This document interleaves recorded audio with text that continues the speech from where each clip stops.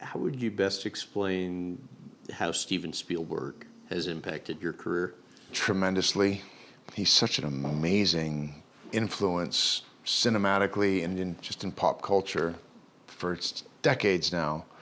And for that guy to like tap me for not only Win a Date with Ted Hamilton, but also Transformers, for a guy that's that, good at what he does and for so long, to have the humility that he has also. He's a very normal,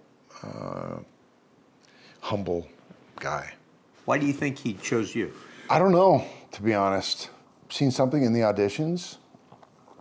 He's never actually hired me for any of his movies, so he can't be that big of a fan. But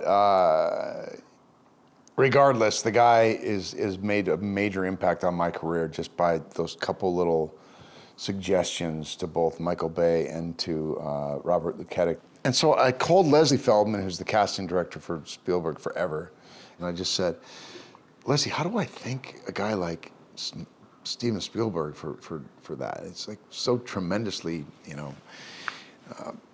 helpful in my career. It's like making all the difference. And she said, well, why don't you, do you want me to patch you through? I was like, what? Yeah, I'll just go, hold on.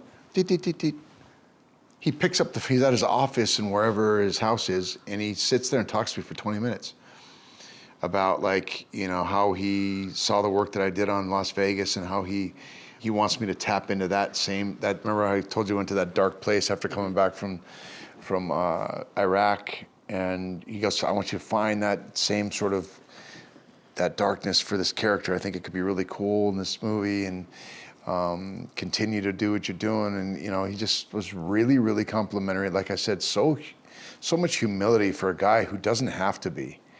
A guy who's maybe the greatest who's ever done it, made some of the biggest movies of all time, doesn't have to do things like that, and he does. And not just for me, he does it. I've heard about him doing things like that all the time.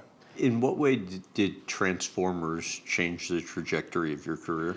Well, I think it put me on the map. What it really did was it put me in a movie that had huge international awareness. And whenever you're in a movie like that, it raises your ability to go raise money for other movies, because now you have this international awareness. Or I think they call it your Q number or something. If your number in their mind equates to money in the box office. So that's really what it helped me with. And it also, personally, it helped me just to be on a set of that size and to understand like how big movies are made and all the politics and all the everything that goes into that. It was just a whole different world. Explain how 90% of your lines were given to you on the fly. Well, that's just the way Bay works a lot of the time. And I'm a military character, so a lot of my stuff wasn't really scripted for pushing the story forward. It was mostly like directing the troops to go flank right, make sure, go.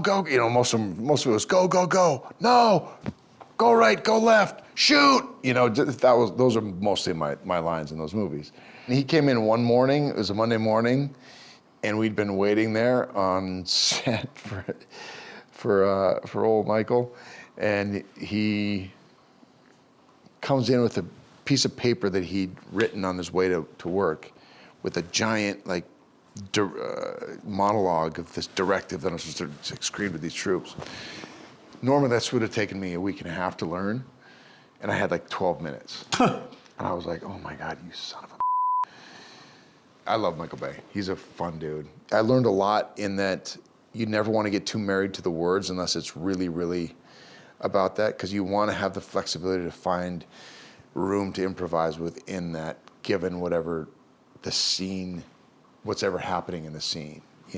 Sometimes the words on the page don't always apply to what's actually happening in the scene, so you have to adjust that. So if you're too married to the words, suddenly it's hard to readjust, because sometimes a scene will take on a life of its own and you don't know that until you get there and you're on the set and you're with the other actor and there's just things happening.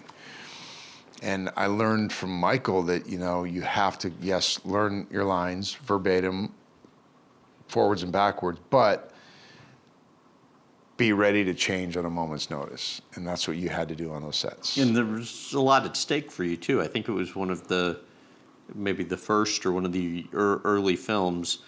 You're going across the desert, bombs are going off everywhere, jets are flying overhead, and then an explosion launches you on screen for a few lines.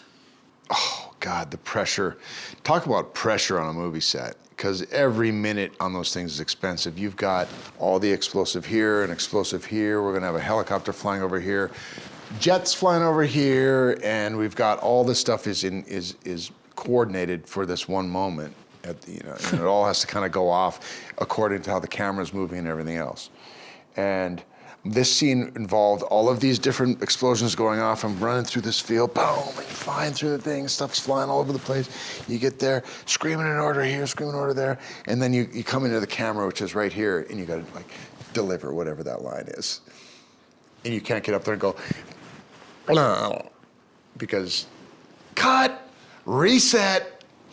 All of this was coming down to me, delivering this thing, and it was high pressure. Are you living in the moment in that, or in a situation like that, are you very, very aware of? Well, no, because those are real explosions going off around you, so you're kind of in it. Just like your ears are ringing, you're flying around, you're dirty. It's just like there's gunfire going off. None of that is like CGI. That's all. I mean, the robots are, but everything else is practical. So just by proxy to all these explosions and stuff going off, you feel like you're in an actual war zone. So it's not hard to get into that place.